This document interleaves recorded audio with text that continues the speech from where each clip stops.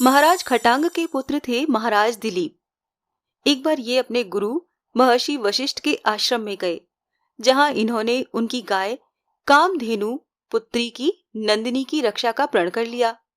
वो नंदिनी को लेकर वन गए, जहां पर नंदिनी ने उनकी परीक्षा लेने के लिए एक माया का सिंह उत्पन्न किया।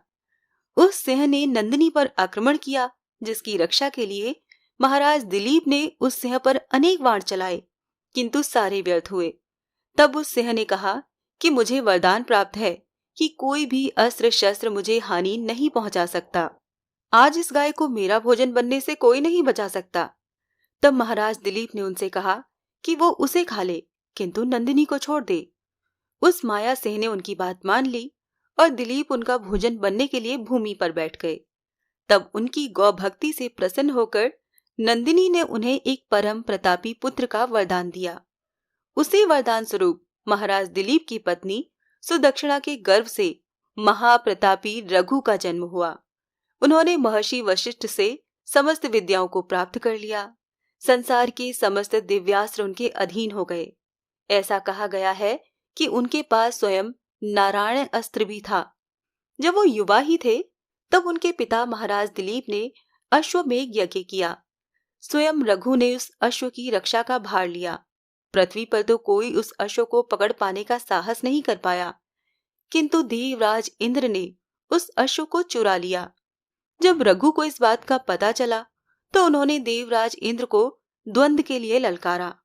दोनों में घोर युद्ध हुआ, किंतु इंद्र रघु को परास्त नहीं कर पाए। तब प्रसन्न होकर उन्होंने उस अश्व को रघु को लौटा दिया। वो उस अश्व को लेकर वापस अपने पिता के पास लौटे और अश्वमेघ यज्ञ पूर्ण हुआ। इंद्र से भी परास्त नहीं होने के बाद रघु की ख्याति त्रिलोक में फैल गई। अपने पुत्र का ऐसा प्रताप देखकर महाराज दिलीप ने उन्हें अयोध्या का राजा बना दिया और स्वयं वानप्रस्थ ग्रहण कर लिया। महाराज एक सम्राट के रूप में अपने पिता से बढ़कर निकले और उन्होंने संपूर्ण विश्व में अपने राज्य की पताका फैला दी। उनका प्रताप ऐसा था कि संसार के सभी राजा उनके ध्वज तले शासन करने में प्रसन्नता का अनुभव करते थे। इस प्रकार महाराज रघु ने पृथ्वी पर अपना एक छत्र राज्य स्थापित कर लिया। महाराज रघु का विवाह सुनैना नामक कन्या से हुआ।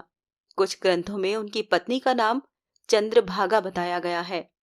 उनसे उन्हें एक पुत्र की प्राप्ति हुई, जिनका नाम था अज। अज का विवाह राजकुमारी इंदुमती से हुआ। कई सहस्त्र वर्षों तक शासन करने के बाद उन्हें संसार से विरक्ति हो गई और उन्होंने अपना सब कुछ दान करने का निश्चय किया। महर्षि वशिष्ठ के सुझाव पर उन्होंने विश्वजीत नामक एक महान यज्ञ किया और अपना समस्त धन, संपदा, आभूषण, पात्र और यहाँ तक कि राजसी वस्त्रों का भी दान कर दिया। वो स्वयं मिट्टी के बर्तनों में भोजन करने लगे और सात्विक जीवन जीने लगे। उसी समय वर्तंतु ऋषि के शिष्य कौत्स नामक ब्राह्मण कुमार उनके पास दान की आशा से आए। कुछ ग्रंथों में कौत्स को महर्षि विश्वामित्र का शिष्य बताया गया है। जब वो यज्ञ स्थल पर आए और देखा कि महाराज रघु सब कुछ दान कर चुके हैं, तो वो वापस जाने लगे। एक ब्राह्मण को इस प्रकार वापस जाता देखकर महाराज रघु ने उन्हें रोका और उनके आने का प्रयोजन पूछा। तब कौत्स ने कहा, हे महाराज, मैं आया तो यहाँ दान की आशा से ही था, किंतु देखता हूँ कि आपने अपना सर्वस्व दान कर दिया है। इसी कारण अब मैं आपको किसी दुविधा में नहीं डालना चाहता। ये सुनकर महाराज रघु ने कहा, हे ब्राह्मण कुमार, मेरे द्वार से एक ब्राह्मण दक्षिणा लिए बिना लौट जाए तो इससे मेरे उज्जवल कुल पर कलंक लगेगा। आपको जो भी चाहिए आप निसंकोच कहिए।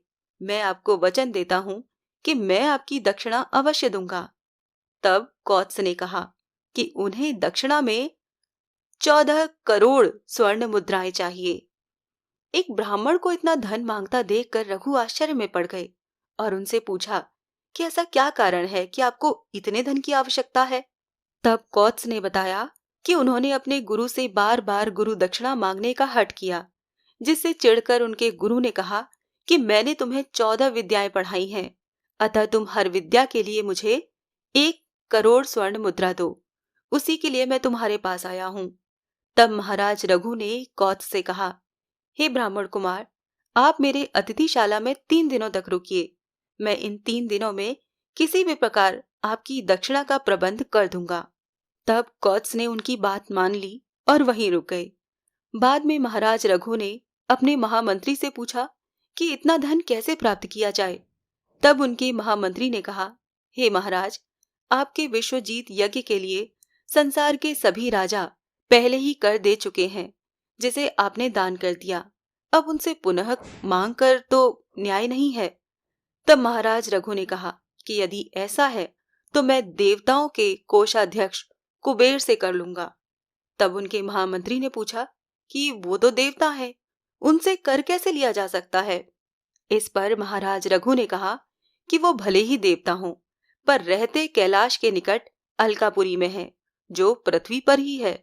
मैं इस पृथ्वी का सार्वभौम राजा हूं, इसीलिए मेरा कुबेर से कर लेना न्याय संगत है। तब उनके महामंत्री ने संदेह जताया कि कदाचित कुबेर उन्हें कर ना दें। ये सुनकर महाराज रघु ने उन्हें अपना रथ सुसज्जित करने को कहा। उन्होंने कहा कि कल प्रातः मैं कुबेर से युद्ध करने जाऊंगा और आज रात्रि इसी रथ पर विश्राम करूंगा। महाराज रघु रात्रि भर उसी रथ पर सोते रहे और प्रातः जब वो कुबेर पर आक्रमण करने निकलने वाले थे तो उनके महामंत्री ने उन्हें सूचित किया कि महाराज, जहां तक दृष्टि जाती है भूमि स्वर्ण मुद्राओं से भरी दिखती है। रात्रि को यक्षराज कुबेर ने धन वर्षा की है। तब महाराज रघु समझ गए कि यक्षराज कुबेर ने उनका मान रख लिया। उन्होंने कुबेर का आभार व्यक्त किया और कौत्स से कहा कि वो सारा धन लेकर जा सकते हैं। किंतु कौत्स ने कहा कि महाराज, ये धन 14 कोटि से कहीं अधिक है। मैं वचन से बंधा हूं, इसी कारण उससे अधिक धन स्वीकार नहीं कर सकता। ये सुनकर महाराज रघु ने 14 करोड़ स्वर्ण मुद्राएं कौत्स के साथ भिजवा दी और शेष बचे समस्त धन को अन्य लोगों को दान कर दिया। उस दिन एक बार फिर से उनका प्रताप त्रिलोक ने देखा। तभी से उनका कुल रघुकुल के नाम से विख्यात है और ये कहावत आरंभ हुई, रघुकुल रीत सदा चली आई, प्राण जाए पर वचन न जाई। महाराज रघु के पुत्र महाराज अज के ही पुत्र महाराज दशरथ थे।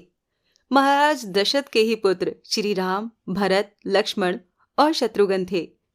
महाराज रघु श्री राम के परदादा थे। ये उनका ही प्रताप था कि स्वयं श्री राम भी रघुकुल की गाथा सदैव गाते रहते थे।